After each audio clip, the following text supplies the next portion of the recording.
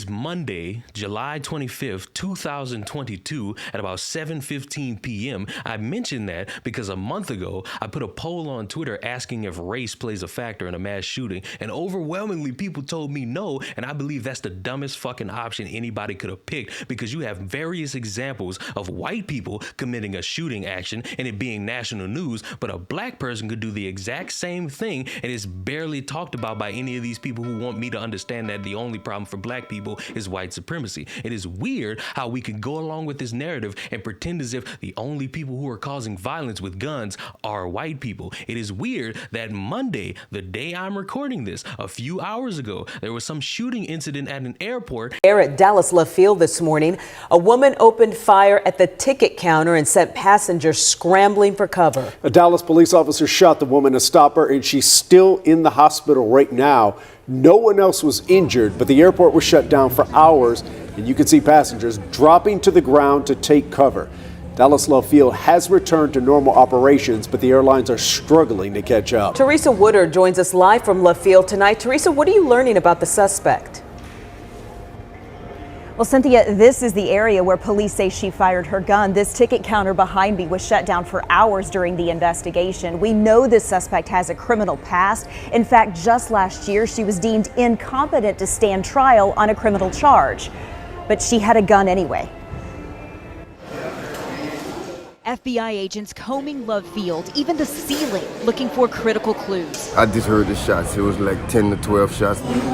When a woman started shooting, people started running. I left my shoes. This is not even my shoes, my bag. Cell phone video captured some passengers hiding. Others were pushing. I get pushed into a women's restroom.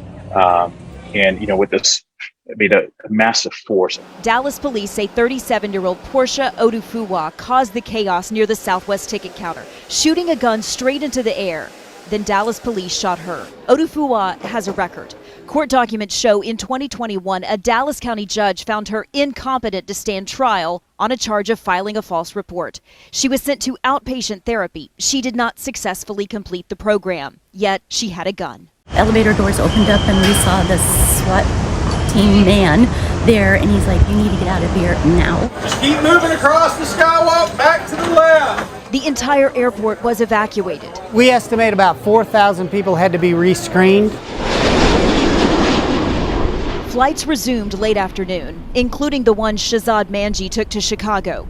He was delayed and disturbed. But you don't ever have to see a shooter to be mentally traumatized or physically hurt, for that matter. In Dallas, I just want to make it home to my kids. But I'm grateful that I'm alive. I'm Teresa Woodard. All right, there's just a couple things that I want to start off with. Number one, we're going to tell you the facts as we know it to this point. Not only might they change, they probably will as we look into this investigation even further. But I'm going to tell you what I know at the current time. The second part about it is at this time, we will not be taking any questions until we get all the facts of the case. But today, this morning, at about 10:59, a 37-year-old woman gets dropped off, goes inside near the ticket counters in front of Southwest, goes at one point into a restroom, exits the restroom. Now she's either put some sort of hoodie on or some other different type of clothing that she had when she walked in. At some point, simultaneously, one of our officers is in the area. She produces a handgun and begins firing. At this point, we don't know where exactly the individual was aiming. For the most of what we're seeing now, she was aiming at the ceiling. But there was several rounds that are found. Simultaneously, as she's doing that, our officer engages the suspect, strikes her in the lower extremities. She's taken into custody and is currently at Parkland Hospital. No other individuals were injured in this event other than the suspect, who again is at Parkland.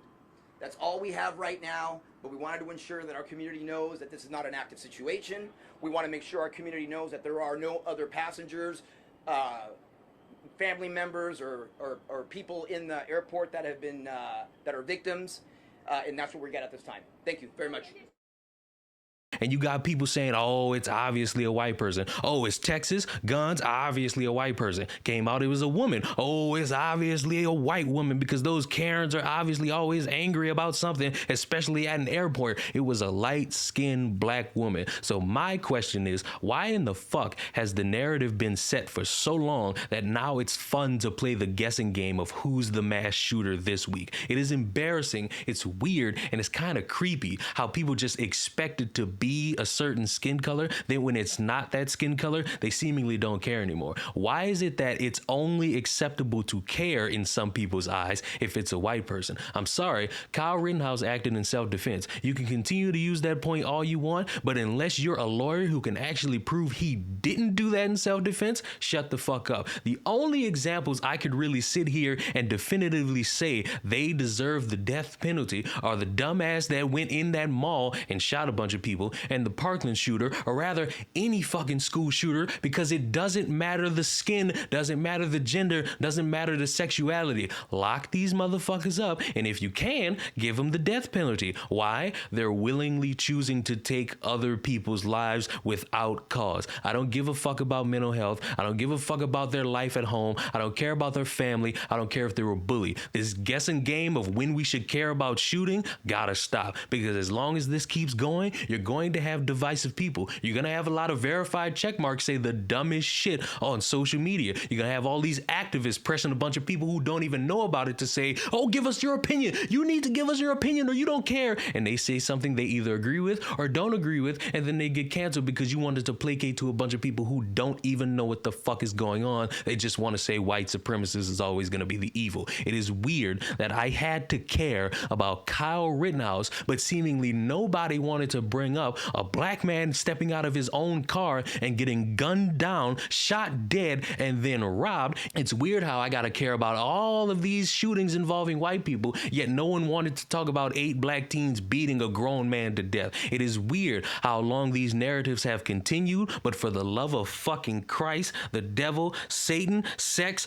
all this shit, at some point, these hypocrites gotta get out. These hypocrites gotta go away. These hypocrites no longer need to be in any form of power where they could broadcast some dumbass shit in front of your face, because it is weird. No matter how much anybody wants to say anything about me, it is weird how many people will try to play the guessing game and act as if it's definitive, or get on Twitter and just blatantly say white violence and then be proven wrong and don't even say, I apologize for fanning the flames of some idiotic violence in my own fucking head. I'm sorry, I just tried to spin a narrative. I was wrong. I'll do better. They just delete it and wait in the wings for the next time and hope it's a white person so they could prove themselves to be the right BLM activists that they are. It is embarrassing, and it's also funny, and it's also sad at the same time. So my bright idea, because I know there's going to be a dumbass asking me, oh, well, since you got all these ideas, what's the solution here? Leon says you're so smart. Stop being so fucking stupid. Stop caring when it only benefits you, and actually open your fucking mouth every single fucking time you see an atrocity take place. Again, I don't care about the skin color. I don't care about the gender. It's all equally bad, and playing a guessing game and waiting for Fox News or CNN or MSNBC to broadcast what is national news is fucking